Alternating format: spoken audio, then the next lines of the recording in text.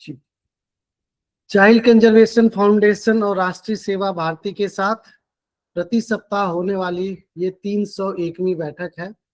लगातार 301 सप्ताह से हम उन विषयों पर चर्चा करते हैं जो समाज के लिए, खास करके बालकों के लिए और महिलाओं के लिए महत्वपूर्ण है, या वो विषय जो प्रभावित करते हैं। इसी क्रम में आज हम एक ऐसा विषय लेकर के आए हैं जो ना सिर्फ बच्चों को बल्कि पूरे समाज को प्रभावित करता है, और कहीं ना कहीं छोटी चीज या बड़ी चीज जो फिल्मों के माध्यम से हमारे समक्ष आती है, लंबे समय तक हमारे दिमाग पर उसका असर रहता है। अभी इन दिनों देश में एक ऐसी पिक्चर की चर्चा चल रही है, उसको प्रोपेगेंडा फिल्म कह रहे हैं, कुछ हकीकत कह रहे हैं, आप कुछ भी कहिए, लेकिन आप अपने आप को सिनेमा से दूर नहीं रख सकते हैं। एक समय था, या आज भी हम ये कहते हैं, साहित्य समाज का दर्पण होता है, और मुझे लगता है इसके साथ साथ ये ऐड करना भी कि सिनेमा भी समाज का दर्पण कहा जा सकता है, अतिशयोक्ति नहीं होगी। इसी पर बातचीत करने के लिए हमारे साथ एक बहुत ही खास शख्सियत जुड़ी हुई है, डॉक्टर सोनल शर्मा जी, आपका बहुत बहुत स्वागत है। सोनल जी के बारे में क्या बताएं, बहुत सारी चीजें हैं, लेकिन कुछ एक दो बातें बताएंगे जो जरूरी है। काली चाट और लव आल फिल्म में आपने लेखन किया है, और कहीं ना कहीं को डायरेक्टर की भूमिका भी निभाई है आपने, सह निर्देशन भी रहा है आपका। उसके अतिरिक्त बहुत सारी पुस्तकें हैं, आपको साहित्य का बागेश्वरी सम्मान भी मिला है। फिल्में बनती हैं और बनाती भी हैं, कोशिशों की डायरी, बहुत अच्छी पुस्तकें हैं जो हर व्यक्ति को पढ़ना चाहिए। हमारी सहयात्री भी रही हैं, और अभी भी हमारी धार्मिक यात्रा में आप सहयात्री हैं। बहुत क्लियरिटी ऑफ थॉट के साथ रहती हैं, बच्चों के साथ आपका भी जीवन, आपका भी दिल बच्चों के लिए धड़कता है, जिस प्रकार से हम बच्चों के लिए काम करते हैं। स्वागत है सोनल जी आपका। आज हमारे साथ करीबन त्रिपुरा, महाराष्ट्र, छत्तीसगढ़, हरियाणा, कश्मीर, मध्य प्रदेश, इन सारे राज्यों से लोग जुड़े हुए हैं, और भी लोग आगे जुड़ेंगे अन्य शहरों से भी। आज हम जिस विषय पर बात करने जा रहे हैं, सिनेमा और बच्चे, बच्चों के लिए क्या आयाम है, कितना बड़ा आकाश है बच्चों के लिए जब हम सिनेमा की बात करें। तो मैं सोनल जी की एक छोटी सी बात रख करके मैं उनको आमंत्रित करूंगा कि फिल्में जो हमारे सामने दिखती हैं, हम देखते हैं कि जैसे मैं आज आपके सामने एक रेड शर्ट पहन के बैठा हुआ हूँ, अगले शॉट में अगर मुझे यही शर्ट नहीं दिखाई देती है, तो कितना बड़ा मेहनत करना पड़ता है डायरेक्टर को, या कितना बड़ा प्रयास करना पड़ता है उन सारी चीजों को एक सीरीज में रखने के लिए। आपने एक सीन में किसी का स्कूटर दिखाया है, और पता चला कि अगले सीन को आपको मुंबई में ले जाके शूट करना है, तो वही स्कूटर भोपाल से मुंबई तक की यात्रा करने के लिए एक ट्रक हायर करना पड़ता है, या बहुत सारे प्रयास करने पड़ते हैं। उन सारी टेक्निकल चीजों पर बातचीत करेंगे। तो मैं सोनल जी से निवेदन करता हूं कि आज का हमारा विषय साहित्य, सिनेमा, खास करके बालकों के संदर्भ में, उस पर अपनी बात रखें। ओवर टू यू सोनल जी। आप सभी को नमस्कार। और आपने जैसी भूमिका बनाई, मुझे उस स्मृति में ले गए आप। जैसा कि आपने चर्चा की, मैं मूलतः तो 20-22 साल सामाजिक क्षेत्र में काम करती रही। मैं एक संस्था के साथ जुड़ी थी, और हम लोग ग्रामीण क्षेत्र में काम कर रहे थे, मिट्टी, पानी और वन के लिए। और बाद में जीवन धारा ऐसी मुड़ी कि मैं समानांतर रूप से मैं लेखन का काम करती थी, तो मैं फिल्मों के स्क्रिप्ट लेखन में आ गई। और काली चाट एक फिल्म जो एक फेस्टिवल फिल्म है, और 20-22 नेशनल इंटरनेशनल अवार्ड उसको मिले, उस फिल्म के लिए मैंने स्क्रिप्ट राइटिंग की। बाद में कमर्शियल फिल्म लवॉल के लिए स्क्रिप्ट राइटिंग की, और पैरेलली उसके प्रोडक्शन के पूरे प्रोसेस से मैं जुड़ी रही। तो उसकी दिलचस्प कुछ अनुभव हैं जिसका जिक्र अभी कृपा शंकर चौबे जी कर रहे थे, तो उसके लिए धन्यवाद। जो आज का विषय है, उस विषय को लेकर जब से मुझे इस विषय पर आपने विचार करने के लिए कहा और मेरे मन में चिंतन चलने लगा, तो वो बात मैं यहाँ शेयर करूंगी। और मैं सबसे पहले एक छोटी सी कहानी सुनाना चाहती हूँ, और फिर उस कहानी से हम अपनी बात आगे बढ़ाएंगे। और बात लगभग वही है जो हर एक के मन में है, जितने लोग यहाँ बैठे हैं निश्चित रूप से बहुत पहले से बच्चों के साथ काम कर रहे हैं, और हम समाज का हिस्सा हैं, हम सब इन दृश्यों को देख रहे हैं। मैं सिर्फ धीरे धीरे करके आपको वो चीजें याद दिलाऊंगी। तो मैं एक छोटी सी कहानी सुनाती हूँ। कहानी ऐसी है कि एक गाँव में अक्सर आप लोगों का अनुभव है, गाँव में साइकिल पर सामान बेचने वाले घूमते हैं, फेरी लगाते हैं, सामान सजा करके दुकान बना लेते हैं पूरी। आजकल तो 2 व्हीलर्स पर भी करते हैं, तो मतलब जो बाइक होती है उस पर भी करते हैं। एक पुरानी समय की कहानी है। एक साइकिल पर एक आदमी टोपी बेचा करता था और वो ढेर सारी टोपियां साइकिल पर आगे सजा करके और गांव गांव घूमता था और टोपियां बेचता था। एक समय हुआ कि जब वो थोड़ा सा उम्र दराज होने लगा, थोड़ा बूढ़ा होने लगा, तो उसका बेटा युवा हो रहा था, तो उसने तय किया कि वो अपने बेटे को भी यही काम शुरू करवा देगा। और उसने अपने बच्चे को भी एक साइकिल दिलाई, टोपियां दिलाई और कुछ सीखें दी। जैसा कि हमेशा होता है कि एक पिता अपने बच्चों को सीखें देता है कि भाई ये करना, ये मत करना। ऐसे उसने कुछ सीखें दी और उस बच्चे को रवाना कर दिया। बच्चा भी जिन गांवों में पिता जाता था उसमें जाने लगा और वो जो है बच्चा गांव गांव जाकर के टोपी बेचने लगा। अब जो उसका एक जगह पर उसने देखा कि एक आम का पेड़ है और वहां एक कुआं है, तो वो वहां पर उसने अपनी साइकिल खड़ी की और सोचा कि यहाँ बैठ करके वो भोजन कर लेगा। उसने भोजन किया वहां बैठ करके और भोजन करने के बाद में उसने सोचा कि थोड़ी सी नींद ले ली, तो उसने थोड़ी सी झपकी ले ली।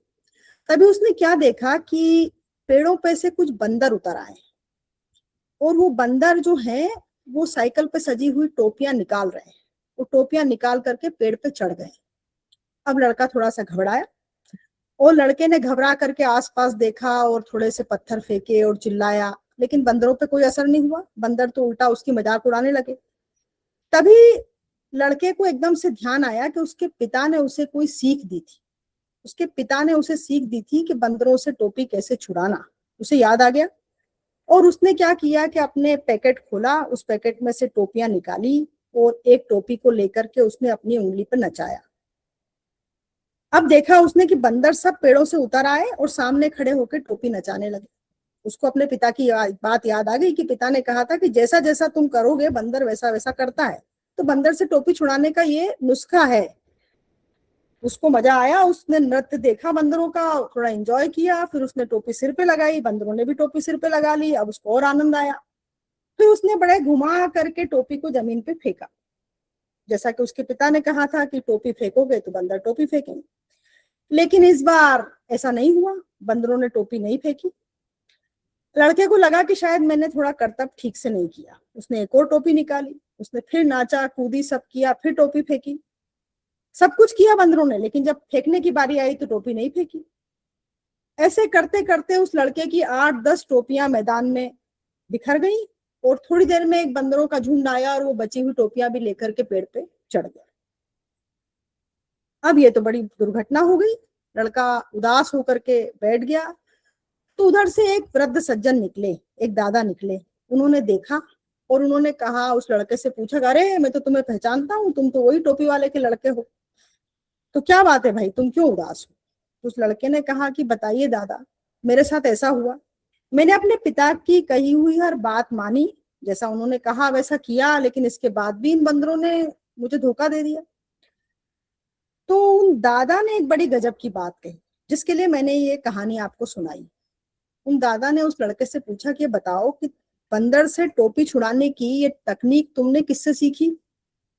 तो लड़के ने कहा, मैंने अपने पिताजी से सीखी।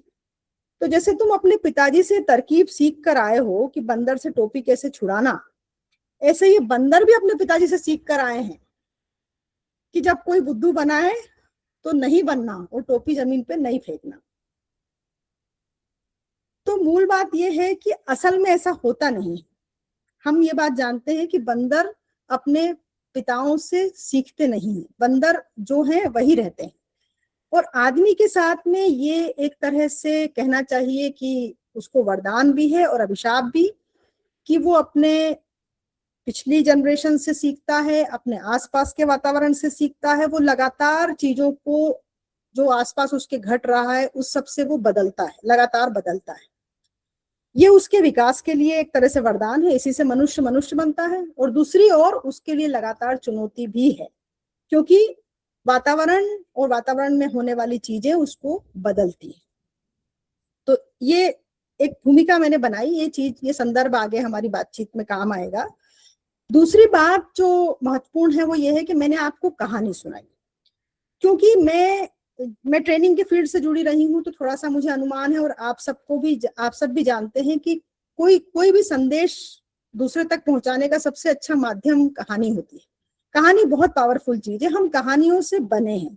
हमारे जीवन में जो भी मूल्य आए हैं, जो भी सामाजिक शिक्षाएं आई हैं, वो मूलतः कहानियों से आई हैं। बहुत बड़ा उदाहरण देने की कोशिश कर रही हूँ कि यदि हमारे जीवन में आज राम है तो किस रूप में है, क्योंकि वो कथा के रूप में लगातार पीढ़ी दर पीढ़ी हम तक पहुंचे हैं, उनके मूल्य, उनके सिद्धांत, उनका जीवन।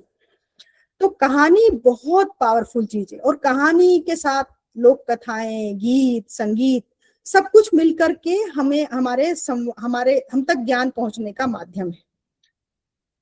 अब अगर हम कहानी से ही थोड़ा सा आगे बढ़ें तो आज के समय में यही बात, कहानी जब मल्टी डायमेंशनल कला के साथ जुड़ जाती है तो वो बन जाती है सिनेमा। मतलब मूल रूप से फिल्म क्या है, सिनेमा क्या है, कहानी ही तो है। मूल बात है कहानी, और कहानी जो इतनी पावरफुल होकर के आई है वो सारे माध्यम उसके साथ लेकर आई। अब सिर्फ एक कहानी सुनाई नहीं जा रही है, वो रची जा रही है सामने, उसके साथ संगीत है, उसके साथ दृश्य है, तो वो एक बहुत ही शक्तिशाली माध्यम बन जाता है। ये हम सब जानते हैं। हम फिल्म देखने जाते हैं, हमें भी पता है पर्दा है खाली और उस पर वो एक प्रकाश का खेल चलेगा, लेकिन वहां कुछ होता है और हमारी आंखों में आंसू आ जाते हैं, या हम खुश हो जाते हैं, या हम दूसरी तरह की भावनाएं अनुभव करते हैं। ये इतना शक्तिशाली माध्यम है। तो ये इसकी बहुत बड़ी ताकत है, कहानी, इसकी फिल्म के माध्यम की। लेकिन उसके साथ में अब जो आज का समय हम देख रहे हैं, हम सब जान रहे हैं कि पिछले 15-20 वर्षों में जैसे कि हर चीज का कमर्शियल उपयोग हो गया है, हर चीज उपभोक्तावाद से जुड़ गई है, तो सिनेमा तो उसमें सबसे आगे है। और वो इस कदर बाजारवाद से प्रभावित हो गया है कि वो पूरी तरह एक व्यवसाय बन गया है। और उस व्यवसाय बनने के कारण उसने मूल्यों की तो पूरी धारा को हटा ही दिया है। एक तरह से एक ऐसी हिंसा और एक ऐसे वातावरण का निर्माण हमारे आसपास कर दिया है, जितना कि समाज बुरा नहीं है, उससे अधिक आगे की गंदगी का समाज वो हमारे सामने दिखा रहा है। ये एक बहुत बड़ी सच्चाई है, बहुत बड़ी सच्चाई है। और इस पर हम मौन हैं। ना हमारी ओर से न कोई सामाजिक आंदोलन इस देश में कोई ऐसा हो रहा है, ना सरकारों की तरफ से कुछ ऐसा हो रहा है। मूल रूप से ये एक सिनेमा जो है वो एक तरीके से एक बहुत बड़ी समस्या बन करके उभर रहा है, क्योंकि जो अच्छा सिनेमा है, जो कीमती सिनेमा है, वो तो बहुत कोने में बहुत कम प्रतिशत है। जो बड़े हिस्से में समाज में प्रभाव डाल रहा है वो तो यही सिनेमा है। अब अगर हम बालकों के संदर्भ में बात करें, आपने सही कहा, मैं सामाजिक कार्य करते हुए उन प्रोजेक्ट्स में भी मेरी दिलचस्पी हमेशा बच्चों के साथ काम करने में रही। और मुझे तो व्यक्तिगत रूप से हमेशा लगता रहा कि अगर कोई सामाजिक बदलाव, कोई व्यवहारिक बदलाव कहीं हो सकता है तो बच्चों में हो सकता है। तो मेरी दिलचस्पी बच्चों में है, और मैंने इस दृष्टि से सोचा, और मुझे ये लगा कि सबसे निश्चित रूप से आज का सिनेमा जिस तरह की हिंसा दिखा रहा है, जिस तरह की गंदगी परोस रहा है, उसका प्रभाव तो पूरे समाज पर पड़ ही रहा है। लेकिन बच्चों के संदर्भ में अगर हम कहें तो बच्चे वो नाजुक स्थिति वाले हैं। जैसे कि हम कहें कि एक छोटा पौधा जब हम लगाते हैं तो हमें उसके आसपास बागड़ लगा के, फेंसिंग लगा के उसको प्रोटेक्ट करना पड़ता है, उसको बचाना पड़ता है जब तक कि वो मजबूत वृक्ष न बन जाए। तो हमारे लिए सबसे बड़ा संकट ये है कि हम बच्चे, महिलाएं, प्रौढ़, युवा और वृद्ध तक पूरा समाज हम एक ही साथ खड़े हैं मूल रूप से, और एक आक्रमण हो रहा है, एक ऐसे रूप में आक्रमण हो रहा है, हमारे मन पर वो छा रहा है। और उसमें सबसे ज्यादा जो खतरा जहां है वो बच्चे हैं जो इस आक्रमण से प्रभावित हो रहे हैं। हम हो सकता है कि अलग अलग जनरेशन के लोग थोड़ा थोड़ा कम प्रभावित हों। जो लोग अपने परिवार के नैतिक वातावरण के प्रोटेक्शन में हैं, बेहतर साहित्य के प्रोटेक्शन में हैं, बेहतर कला के प्रोटेक्शन में हैं, वे फिर भी इस आक्रमण से कुछ बच सकते हैं। लेकिन अगर हम बच्चों की ओर देखें तो उनकी स्थिति बहुत नाजुक है, बहुत नाजुक है। और इसी कारण बच्चों की दुनिया में अपराध, बच्चों की दुनिया में हिंसा, बच्चों की दुनिया में बहुत सारी समस्याएं धीरे धीरे बढ़ रही हैं और खतरा और बढ़ने का ही है। ये बहुत मतलब चिंताजनक विषय है, एक तरीके से देखा जाए तो बहुत चिंताजनक विषय है। और खासतौर पे जब ये माध्यम, कभी एक और बहुत बड़ा बदलाव इस परिदृश्य में आया है कि कभी सिनेमा, एक समय था, बहुत समय बीत गया उस बात को, जब सिनेमा घरों के माध्यम से ही हमें उपलब्ध था। हम एक निश्चित पैसा खर्च करके, समय खर्च करके, बहुत योजनाबद्ध तरीके से सिनेमा देखने जाते थे। और वो भी सिनेमा घर भी कुछ शहरों में एक स्तर था, उन शहरों में ही वो सिनेमा घर उपलब्ध होते थे। अभी जो ये पूरी संचार क्रांति हुई है, इसने जो दूसरा बड़ा बदलाव किया है, ओटीटी प्लेटफॉर्म के जरिए टीवी का रीच बढ़ गया है और अब वो मोबाइल में हाथ में आ गया है। तो हर वो चीज, चाहे वो एक छोटी सी रील ही क्यों ना हो, चाहे वो पूरी फिल्म ही क्यों ना हो, उसके जरिए वो पूरा हर जगह उन छोटे गांवों में उन छोटे बच्चों के पास भी उपलब्ध है जिनके पास स्कूल उपलब्ध नहीं। कितनी अजीब दुख की बात है कि हो सकता है कि वो जिस जगह रह रहे हो, जिस गांव में, मजरे टोले में, वहां प्राइमरी स्कूल ना हो, बंद हो गए हो, जैसे कि हो ही रहे हैं। जैसे कि आप सब जानते हैं कि लगातार शासकीय स्कूल बंद हो रहे हैं, लेकिन वहां उन बच्चों के हाथ में आप मोबाइल देख सकते हैं। और उस मोबाइल में वो बच्चे क्या देख सकते हैं, उन पर क्या प्रभाव पड़ सकता है, ये आप सब वयस्क हैं, अनुभवी हैं, आप कल्पना कर सकते हैं। तो ये एक बहुत इस दृष्टि से ये बहुत विकट दौर है।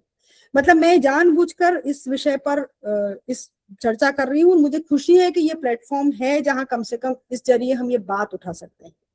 क्योंकि फिल्मों, जब आपने ये बात मुझे कही, जब ये विषय मुझे दिया, तो मेरे लिए डायमेंशन इस पे चर्चा करने का बहुत दिलचस्प था। क्योंकि मैं एक फिल्म के निर्माण की प्रक्रिया से जुड़ी रही हूँ, तो उसके बहुत दिलचस्प अनुभव मेरे पास में है कि फिल्म कैसे बनती है, क्या क्या क्या पीछे की कहानियां होती हैं, कितने तरह के लोग जुड़ते हैं। लेकिन मुझे ये ज्यादा जिम्मेदारी महसूस हुई कि मैं इस प्लेटफॉर्म से ये बात करूं कि भाई, ये सिनेमा एक बहुत तलवार है और अभी इसका उपयोग हो रहा है, बहुत दुरुपयोग हो रहा है।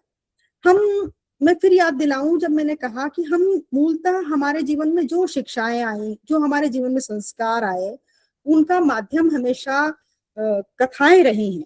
क्योंकि हमारी परंपराएं, हमारे मूल्य सब कथाओं के जरिए ही एक पीढ़ी से दूसरी पीढ़ी में आते हैं।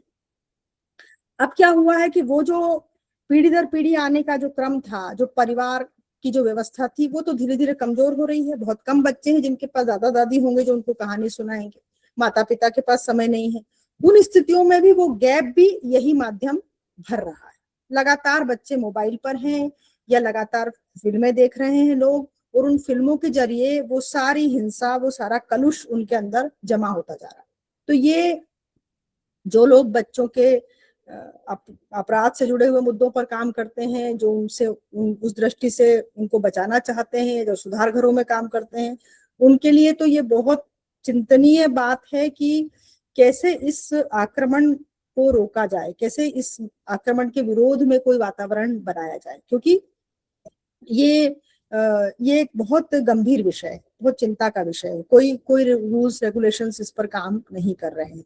बच्चों की क्या बात करें, हम बड़ों की दृष्टि से भी देखें तो ये आक्रमण ये मन मस्तिष्क झेल नहीं सकता है। धीरे धीरे करके ये चीजें स्वीकार्य होती जाती हैं। जब हम लगातार बहुत हिंसा देखते हैं, बहुत अनैतिकता देखते हैं, बहुत ऐसी चीजों को देखते हैं जो कल हमारा मन नहीं मानता था, लेकिन आज हम उनको स्वीकार करने लगते हैं। ये सिनेमा की ताकत है, ये बहुत बड़ी ताकत है।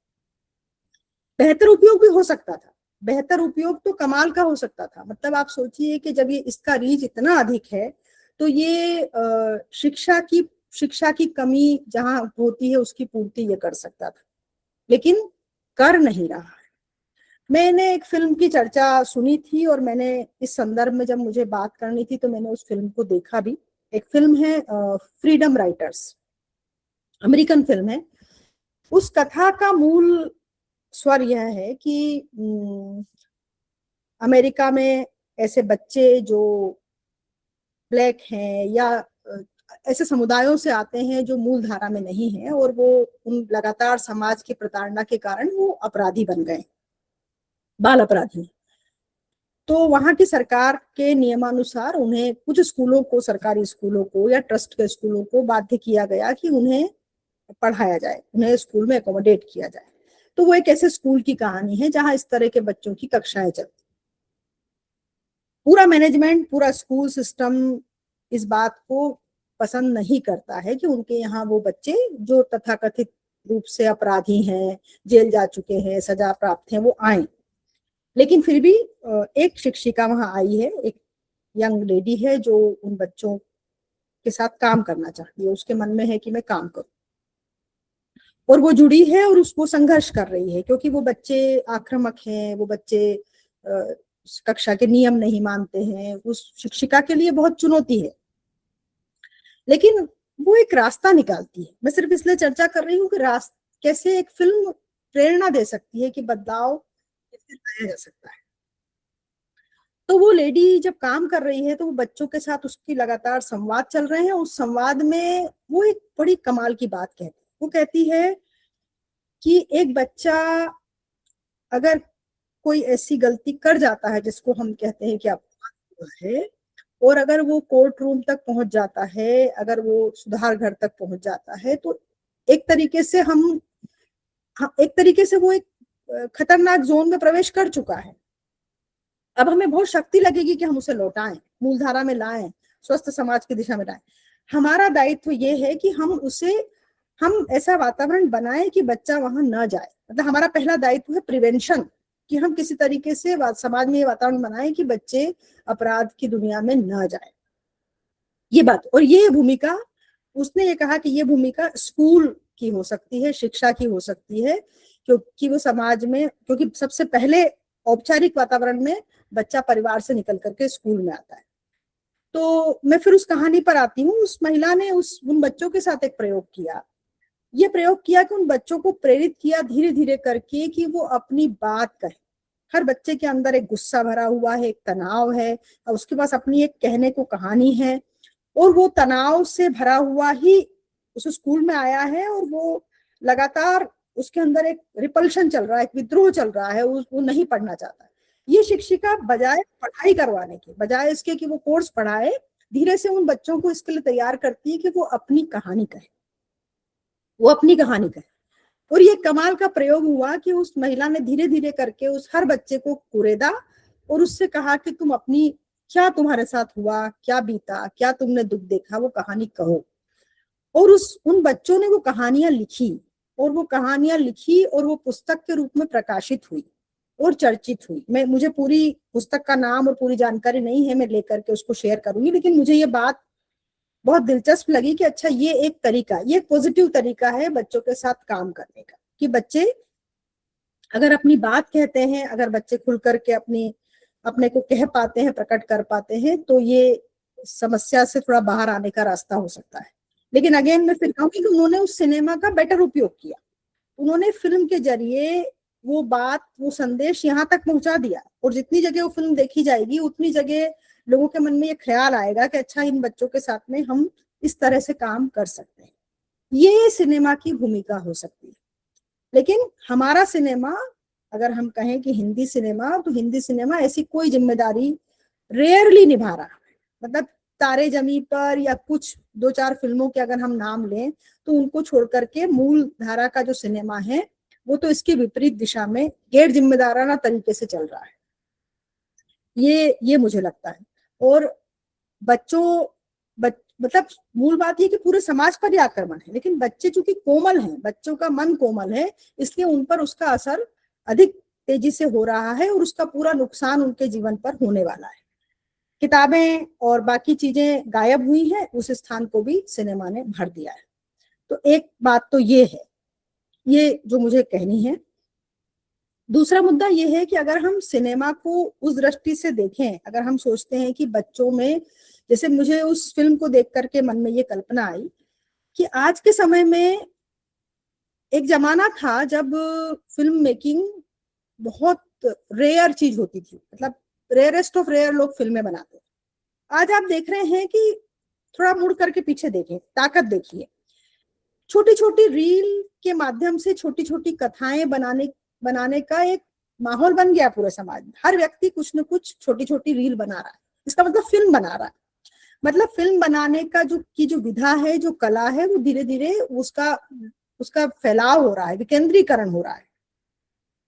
मोबाइल कैमरे इतने ताकतवर आ गए हैं, बहुत अच्छी क्वालिटी के आ गए हैं कि वो अपनी अपनी बात कम्युनिकेट कर सकते हैं अच्छी क्वालिटी में। फिल्म उस मोबाइल से फिल्में बनती।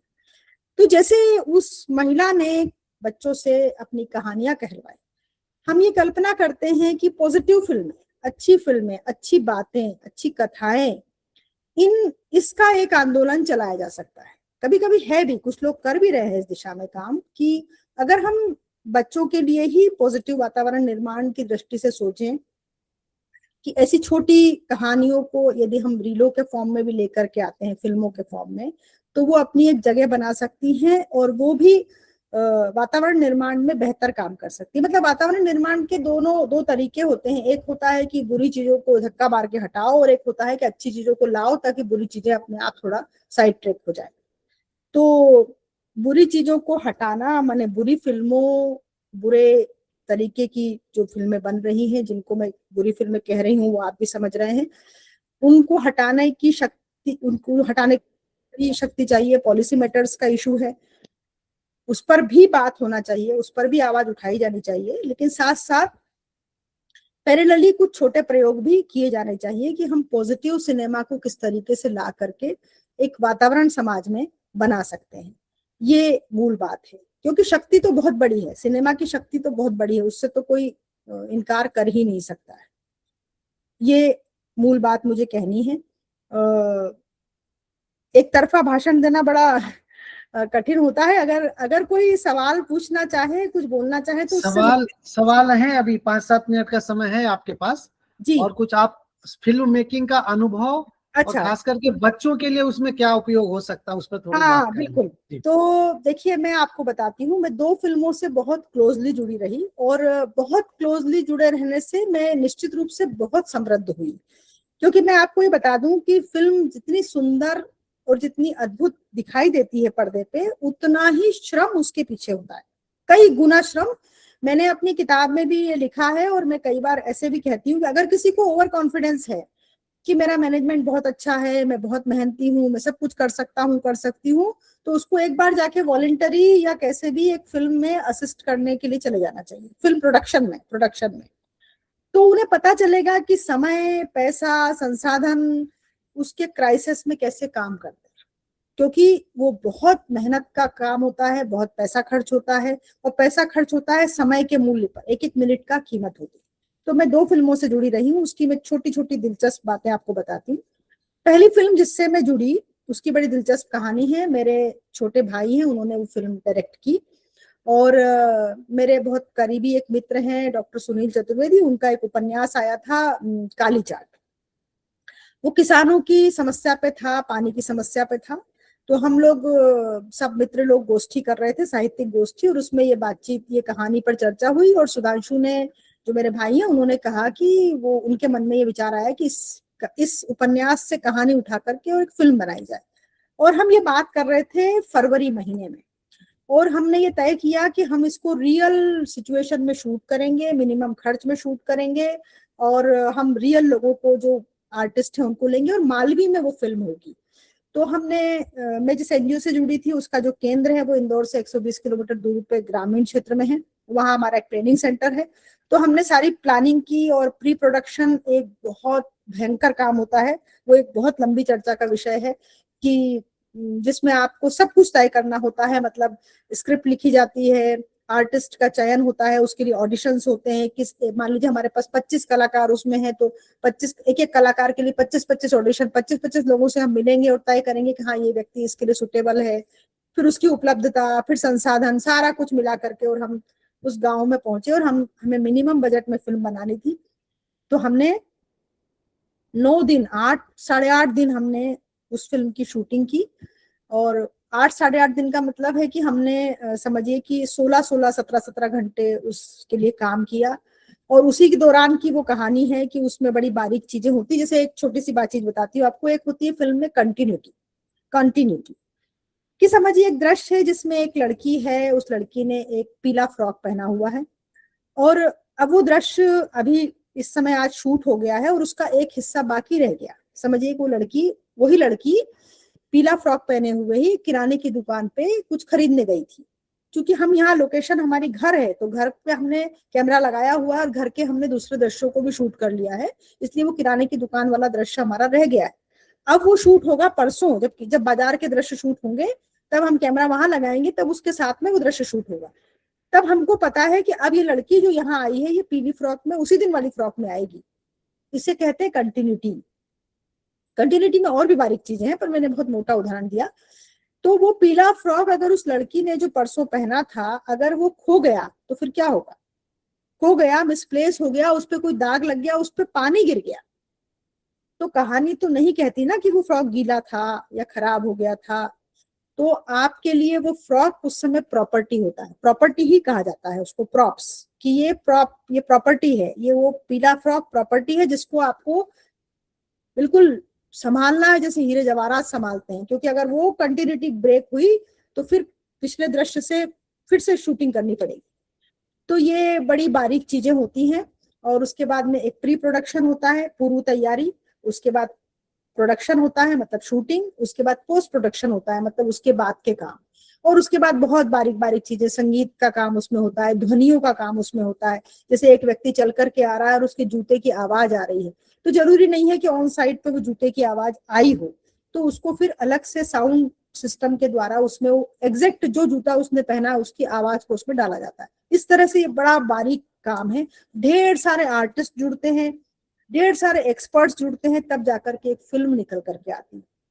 तो ये हमारी पहली फिल्म का अनुभव था। फिर दूसरी फिल्म हमने कमर्शियल फिल्म जो के मैनन को लेकर के बनाई, के मैनन, और उसकी विशेषता ये थी, वो पूरी फिल्म भोपाल में शूट हुई है, और वो फिल्म भी बड़ी मेहनत उस फिल्म ने मांगी।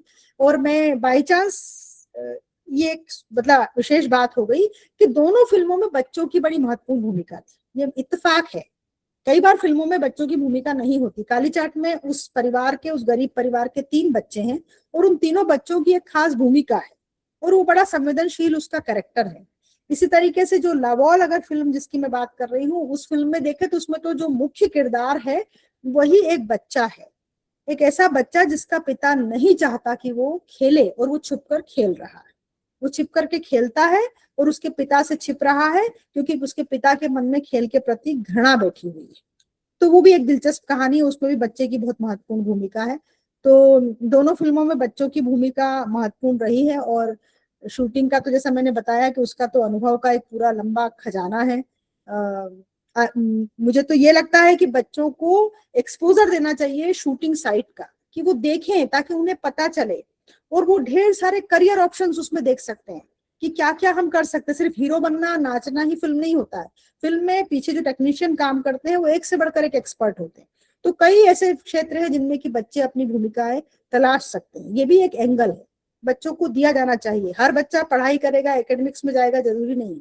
तो ये भी एक संसार इनका संभावनाओं का खुल सकता है। ये है। आप चाहे तो प्रश्न उत्तर शुरू करवा सकते हैं। तो बहुत बहुत धन्यवाद। आपने वास्तव में कठिनाइयों से लेकर के और क्या क्या अपॉर्चुनिटीज हैं बच्चों के लिए उस पर बातचीत करी, स्पष्ट शब्दों में, सरल शब्दों में। हमारे साथ जुड़े हुए जो प्रतिभागी हैं बहुत सारे राज्यों के CWC और जुवेनाइल जस्टिस बोर्ड के मेंबर्स हैं, जो बच्चों के साथ लगातार उनके अधिकारों को संरक्षित रखने के साथ साथ कानून क्या कहता है उसके बारे में भी दिन रात काम करते रहते हैं और प्रयास करते हैं कि हम अपने जीवन में एक बच्चे के जीवन में भी अगर बदलाव ला पाए तो हमारा जो 3 साल का टेनियर होता है वो हमारे सक्सेसफुल टेनियर के रूप में गिना जाएगा और हम समाज में अपना कुछ योगदान देने में सफल रहेंगे। तो प्रश्न उत्तर है, आपका बहुत बहुत धन्यवाद। प्रश्न उत्तर के लिए सत्र ओपन है, हैंड रेज करके अपनी बात कर सकते हैं। उसके पहले मैं सबसे पहला प्रश्न लूं। मेरा निवेदन है कि जिसको भी कहना है पहले अपना हैंड रेज करें, फिर अनम्यूट करें, नहीं तो एक साथ बहुत लोगों की दिक्कत होती है। राहुल हमारे साथ जुड़े हुए हैं त्रिपुरा से। Is a special child, 80% disable child है और वो हमारे रेगुलर व्यूवर्स में है, लगातार प्रश्न करते हैं। उनका प्रश्न है कि हम किस प्रकार सिनेमा को जिम्मेदार बना सकते हैं, वो वायलेंस, एडिक्शन और नेगेटिव जो व्यवहार है बच्चों में उसको ना हाईलाइट करे। ये जो सिनेमा को देख देख करके बच्चे सीख रहे हैं, तो किस प्रकार हम सिनेमा को जिम्मेदारी के साथ काम करा सकते हैं, इसका पहला प्रश्न राहुल का। जी अच्छी बात कही है राहुल जी ने। मैं वही बात कर रही हूँ कि हमें दो तरीके हैं। एक तो हम बुरे सिनेमा का विरोध करें, बुरे सिनेमा का विरोध करना बहुत जरूरी है। चुप ना रहें, हम कहें कि हम इस गंदगी का इसको लेने को तैयार नहीं है, हम इस हिंसा को लेने को तैयार नहीं है। जिस प्लेटफॉर्म पर हो सके उस पर कहें, ऐसी फिल्मों का बहिष्कार करें। और दूसरा जो मुझे लगता है कि जैसे अगर आपके मन में कोई कहानी है ना, जैसे राहुल आपके मन में कोई कहानी है, आपने कोई अच्छी बात देखी है कि कोई बच्चा क्या अच्छा कर सकता है, तो आप कोशिश करें कि वो कहानी आप कहें। आप कहानी को ऑडियो कर सकते हैं, आप लिख सकते हैं, आप वीडियो में सुना सकते हैं, उस कहानी को कहें ताकि वो जो जगह है वहां वो पहुंचे। आप समझिए हर तरह हमारे पास इतना अच्छा माध्यम अब खुल गया है, तुलनात्मक रूप से सस्ता है, आसानी से अवेलेबल है, तो हम अच्छी कहानियों को लोगों तक पहुंचाएं। बहुत अच्छी चीजें छिपी रह जाती है, उसकी कोई बात नहीं करता। हमारे हमारे समाज का स्वभाव है कि हम नकारात्मक चीजों को हाईलाइट करते। जैसे आप और हम नर्मदा यात्रा पे गए और हमने वो इतना सुंदर छात्रालय देखे, हम नहीं जानते थे कितना सुंदर प्रयोग हो रहा है बच्चों के साथ में। तो अगर आप, अच्छी बात है कि इतने प्रदेशों से लोग जुड़े हुए हैं, अपने अपने क्षेत्रों से सकारात्मक कहानियों को बाहर लाएं। ये मेरा इसमें सुझाव रहेगा। जी जी राकेश भाई साहब, राकेश अग्रवाल जी कटनी से जुड़े हुए हैं, अपना प्रश्न रखें राकेश भाई साहब। बहुत अच्छी आपने जानकारी दी है। एक बात से मैं सहमत हूँ आपके कि बच्चों को जहाँ फिल्म मेकिंग हो रही है वहां ले जाएं तो उनको देखेगा कि फिल्म बनती कैसी है। बिल्कुल। लेकिन मैं ये जानना चाहता हूँ जी कि मान लो मैं मेरे बच्चों को ले जाना चाहता, मेरे नाती हैं, हाँ तो वो कैसे संभव है मेरे लिए? मैं कहाँ ले जाऊं, क्या करूं उसके लिए? हाँ, सही बात है। हमें जानकारी नहीं मिल पाती है। आप सोशल मीडिया पर इस दिशा में रुचि दिखा सकते हैं। असल में क्या होता है, जैसे अभी एक सुविधा ये हो गई, आप कटनी से है ना?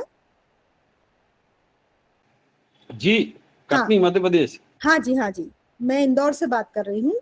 अभी अच्छी बात ये हुई है कि फिल्म का जो जगत है वो थोड़ा सा एक्सटेंड हुआ है और हमारे प्रदेश में भी शूटिंग्स होने लगी हैं। भोपाल में बहुत शूटिंग्स होती है, महेश्वर में, इंदौर में।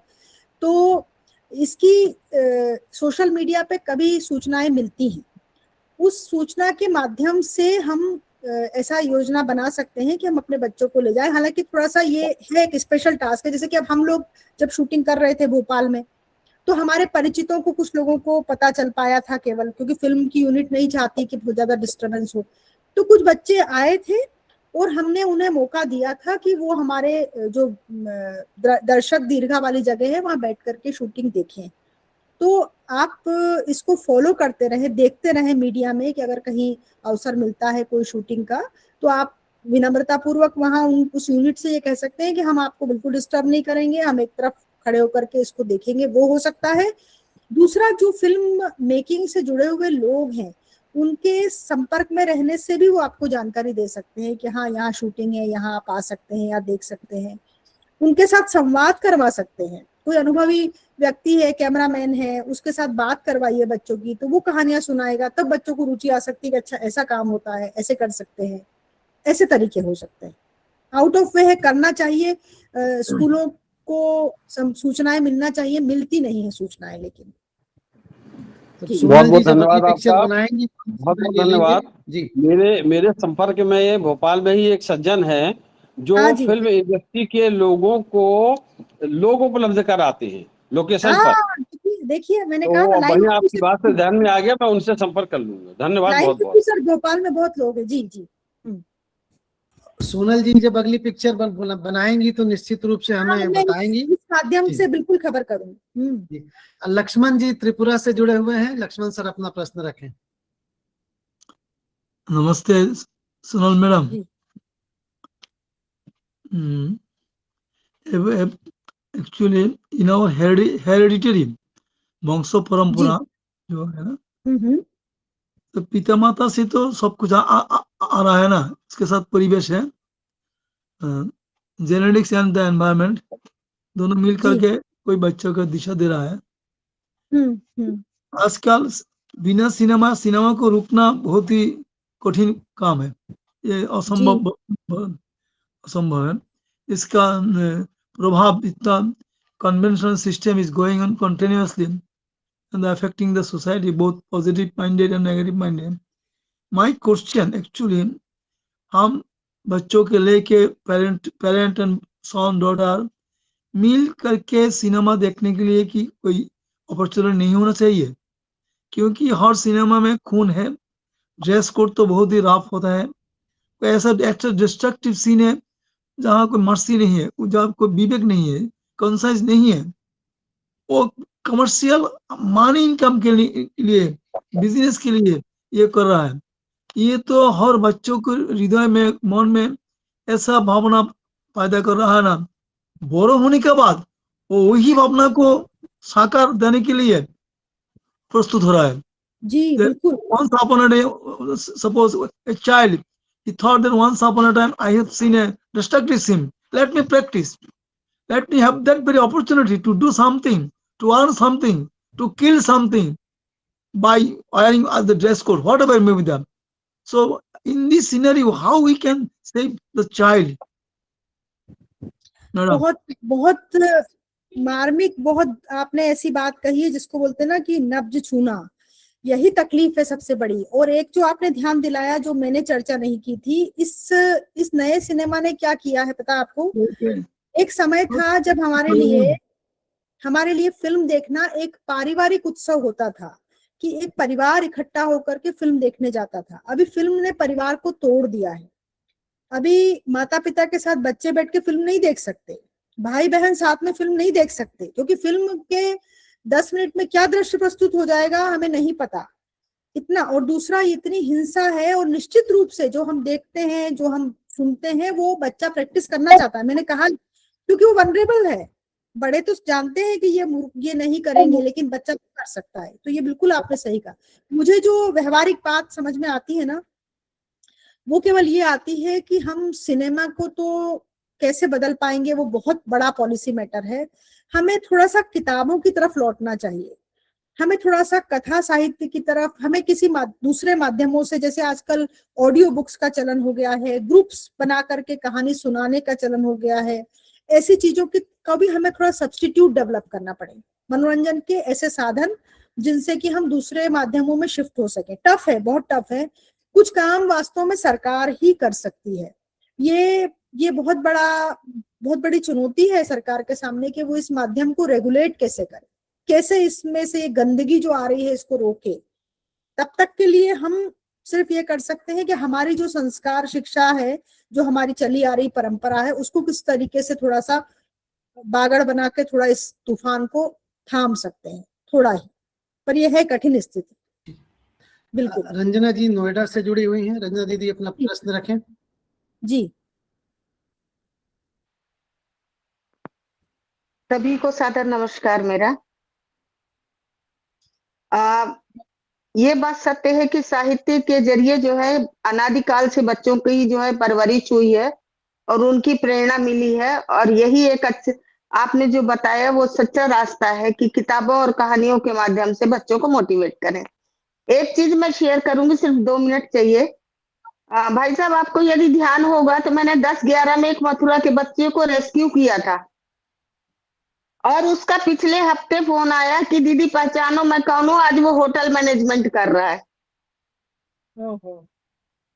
जी, तो मैं निश्चित रूप से बड़ी खुशी मिलती है कि यदि ऐसा कुछ करते और कोई वो करते।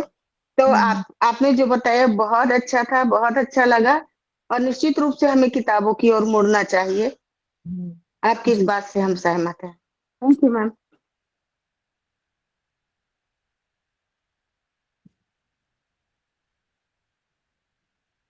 जी, दीपा जी जुड़ी हुई हैं भोपाल से। दीपा रस्तोगी जी अपना प्रश्न रखें, शिक्षा से आती हैं। जी दीपा जी। सभी को नमस्कार, कृपा शंकर जी को नमस्कार, और सोनल जी को नमस्कार, सब पूरी टीम को नमस्कार। मैम, मैं एक टीचर हूँ, तो मैं आपसे 2 बातें यहाँ करना चाहूंगी कि पहला तो यह है कि हमारी क्लासरूम तक भी मीडिया पहुंच चुका है। हम मीडिया की हेल्प से आज पढ़ा रहे हैं और हमारे लिए टेक्नोलॉजी को यूज करना मैंडेटरी हो गया है, अनिवार्य हो गया है। हम उसका प्रयोग बंद नहीं कर सकते हैं कक्षा में। तो यहाँ पे एक प्रश्न है कि आज जो मीडिया ने ओटीटी और इस तरह के प्लेटफॉर्म्स के जरिए जो बच्चों का ब्रेन वॉश कर दिया है, उनको हिप्नोटाइज कर दिया है, उनको पूरी तरह से इल मेंटल बना दिया है, तो इसमें हम टीचर्स के रूप में कहाँ से पहल करें कि इसको हम कहीं ना कहीं तक रोक सकें। देखिए, हम इसको पूरी तरह से कंट्रोल नहीं कर सकते हैं, लेकिन हमारी पहल इसमें क्या होनी चाहिए? पहली बात तो मैं ये करना चाहूंगी। दूसरा मैम, मैं ये पूछना चाहूंगी कि अगर हम बच्चों के सामने एक विचार रखें, क्योंकि मैं बड़े बच्चों को पढ़ाती हूँ, 11th-12th को पढ़ाती हूँ, तो हम ऐसा कोई विचार उनके सामने किस रूप में रखें कि मीडिया फास्टिंग, अगर हम उनके सामने एक विचार रखें तो हम किस तरह से इस विचार को व्यक्त करें कि वो एकदम से हमसे रूठ नहीं जाएं। या आप जानते हैं आज बच्चों के भी अधिकार की बात हो रही है, तो वो टीचर के लिए भी कई बार ऐसे बात करते हैं कि मैडम ने ऐसा कहा, या वो पढ़ाते वक्त इस तरह की बातें किया करती हैं। तो ये 2 बातें मैं आपसे पूछना चाहूंगी। बहुत धन्यवाद आपको कि आपने ये मुद्दा उठाया। मैं आपसे कहूं कि बच्चों के जीवन में शिक्षक बहुत महत्वपूर्ण भूमिका निभाते हैं, बहुत महत्वपूर्ण। मतलब आप माने ना माने, हम अपने बचपन में जो सीखे हैं, जो कुछ बातें हमारे अंदर बैठी हैं, वो उन शिक्षकों का बहुत बड़ा योगदान। तो आप लोग तो बहुत महत्वपूर्ण भूमिका में, और अगर बल्कि देखा जाए तो कोई कुछ कर सकता है तो वो शिक्षक ही कर सकते हैं, क्योंकि माता पिता के साथ बच्चों के संबंध ऐसे होते हैं कि उन्हें लगता है कि वो तो हमें सिर्फ यही रोक टोक के लिए ही है। तो आप लोगों की भूमिका महत्वपूर्ण है, मुझे ऐसा लगता है। और अगर वो शिक्षा में उपयोग हो रहा है संचार माध्यम, तो वो तो अच्छी बात है, वो तो हमारी शक्ति है एक तरीके से देखा जाए तो। सिर्फ हो क्या सकता है कि हम कुछ बजाय इसके कि ये ना देखो, हम अगर थोड़ी, हमें होमवर्क करना पड़ेगा, थोड़ी मेहनत करनी पड़ेगी, हम कुछ ऐसी चीजों के सुझाव उनको दे कि ये देखो, बजाय इसके। मतलब हमारी कुछ ऐसी तैयारियां हो, होमवर्क हो हमारा। जैसे मैं आपको बताती हूँ कि मैंने काफी पहले, आज से 10-15 साल पहले, मैंने 2 फिल्में देखी थी, और दोनों फिल्मों का मैं जिक्र करती हूँ, मैं बताती हूँ आपको। एक फिल्म है लॉन्ग वॉक टू फ्रीडम। आप सोचिए कि मैं जब स्कूल में, कॉलेज में थी, तब नेल्सन मंडेला जो है उनकी बारे में पढ़ा था, और उनको वो अखबारों में आए थे, वो भारत आए होंगे तो न्यूज में आए थे, तो हमारे लिए वो एक अननोन सा फिगर थे कि हाँ, कोई नेल्सन मंडेला, कोई दक्षिण अफ्रीका होगी, पढ़ लिया। आप सोचिए, मैंने वो फिल्म देखी और मुझे नेल्सन मंडेला से ऐसा लगाव हुआ। 2 फिल्में हैं, इनविक्टस और लॉन्ग वॉक टू फ्रीडम, अद्भुत फिल्में हैं। और वो जो फिल्म है ना, इनविक्टस, वो ये बताती है कि कैसे नेल्सन मंडेला ने, जब वो सत्ता में आए, तो वहां के वातावरण को बदलने के लिए एक खेल होता है वहां, रग्बी, उसका उपयोग किया। और वो फिल्म अगर आप देखें तो आप पूरा वहां का इतिहास, वहां की सामाजिक स्थिति, वहां बदलाव के जो उस आदमी ने टूल इस्तेमाल किए, वो सब आपको स्पष्ट। और वो जो द्वीप था, रॉबिन कोई द्वीप था जहां वो जेल में रहे थे, उस जेल की जगह उन्होंने दिखाई है, आपको हिला देती है। आप अगर एक टीनेजर बच्चा उस फिल्म को देखेगा तो उसको नेल्सन मंडेला से प्रेम हो जाएगा। और अगर एक बार नेल्सन मंडेला जैसा व्यक्ति मन में बैठेगा तो बहुत सारे कचरा लोग हट जाएंगे। तो मुझे लगता है कि शिक्षकों को ये कहने के कि तुम, मतलब ये कहेंगे हम कि कम करो मीडिया का उपयोग, 2 बातें हो सकती है। एक तो हम उन्हें बेहतर चीजों के लिए सुझाव दें और उस पर मौका दें कि चलो आप ये फिल्म देख कर आए सब बच्चे, अब इस पे हम एक डिस्कस करेंगे, फिल्म कैसी लगी, क्या अच्छा लगा, इसमें क्या खास बात थी, टेक्निकल क्या बात थी, कॉस्ट्यूम कैसा था, कास्टिंग कैसी थी। तो बड़ा मजेदार प्रयोग होगा, बच्चों को दिमाग लगाना पड़ेगा, मेहनत करेंगे, तो वो एक पॉजिटिव तरीका हो सकता है जिससे कि वो मतलब बेहतर सिनेमा की तरफ जाएंगे, जो अच्छा है उसको छांट के देखेंगे। ये एक तरीका हो सकता है, बजाय इसके कि हम उनको ना कहें। फिर उसके बाद में हम सेकंड स्टेप में फास्टिंग पे बात करेंगे कि देखो, जिस आदमी ने फिल्म बनाई, अगर वो लगातार 6 घंटे या दिन के बचे हुए जितने घंटे उनमें फिल्म देखता, तो क्या वो फिल्म बना सकता था? क्या वो कहानी लिख सकता था? तो अगर तुम्हें कुछ करना है तो तुम्हें अपना समय क्रिएटिविटी के लिए बचाना पड़ेगा। क्रिएटिविटी तभी हो सकती है जब तुम थोड़ा सा अपने को खाली करो, थोड़ा सा अपने लिए जगह बचाओ। ये 2 तरीके हो सकते हैं, लेकिन आपकी भूमिका बहुत महत्वपूर्ण। तो हमें ये करना चाहिए कि हमें अच्छी फिल्मों की, ये मैं इस पूरे प्लेटफॉर्म से कह रही हूँ, जिसने जो सुंदर अच्छा देखा हो उनको सूची बनाए। जैसे मुझे भी कितनी देर में याद आया, कि मैं 2 फिल्मों का जिक्र कर सकती थी कि ये फिल्में आप देखें और दिखाएं। दोनों फिल्में बहुत अच्छी हैं, साफ सुथरी, अच्छी जानकारी देने वाली और आपको अंदर से मजबूत करने वाली, इनविक्टस और लॉन्ग वॉक टू फ्रीडम। जी जी ममता दीदी रीवा से है, अपना प्रश्न रखें। अभी 2-3 लोगों के और प्रश्न है, हमारे पास समय भी है अभी ठीक। 5-7 मिनट का। ममता दीदी अपना प्रश्न और रखें। भाई साहब आपको नमस्ते। सोनल मैम आपको बहुत बहुत नमस्ते और धन्यवाद भी। और मुझे आज इस सब्जेक्ट पे आपने बात करी मैम, बहुत उस पे काम करने की कोशिश कर रहे हैं। और 2 बातों के लिए जिसमें आपने मेरा मार्ग प्रशस्त कर दिया मैम। मैंने एक ऐसा हफ्ते में 3 दिन बनाए हैं, अभी 2 ही 3 सेशन हुए हैं। मैं बच्चों को लेके वहां बैठ रही हूँ और बड़ों को भी बिठाल रही हूँ, और हम 2-2 कहानियां सुना के आ रहे हैं। और फिर अगले तीसरे दिन जब जा रहे हैं तो पूछ रहे हैं कि उन्होंने क्या सीखा और इसमें से क्या वो कर पाए। और मैम जो दूसरी बात थी कि कुछ बुक्स हमने मंगाई हैं, और वो बुक्स अब हम, आपने जो कहा तो मेरा इरादा पक्का हो गया। वो बुक्स लेकर हम जा रहे हैं और वहां उन लोगों को बांटेंगे। अलग अलग बस्तियों में ऐसे कार्यक्रम रख रहे हैं। कोई सोशल मीडिया नहीं शेयर कर रही हूँ मैम, कहीं कुछ नहीं कर रही हूँ, धरातल पे काम करके अपने बच्चों को वापस लाने की कोशिश कर रही हूँ। और दूसरी बात मैम, जो आपने फिल्मों की बात करी, मुझे भी अपनी टीनेज याद है कि उस समय जब अमिताभ जी आए थे, हम बहुत छोटे थे उस समय, तो वो लड़कों में एक रिवाज था, वो ऐसे नॉट बांध के जो शर्ट पहनते थे। तो पिक्चर से लोग अपने हीरोज तय कर लेते हैं। तो ये बच्चों में मैम आजकल क्या, अगर मान लीजिए माता पिता के संग संवादहीनता लगभग है, संवाद लगभग समाप्त हो चुके हैं। तो ये जो बच्चे कुछ नहीं बताते, थिएटर में मूवी नहीं देख रहे हैं तो अपने मोबाइल पे मूवी देख लेते हैं। तो जो नहीं देखना वो भी देख रहे हैं। तो मैम इनको वापस लाना, मैं 2 बच्चों पे अभी काउंसलिंग काम कर रही हूँ। एक एडिक्ट है और दूसरा पोर्नोग्राफी फिल्म देखने का शौकीन है। बहुत छोटे बच्चे मैम, 13 और 14 साल की एज है बच्चों की।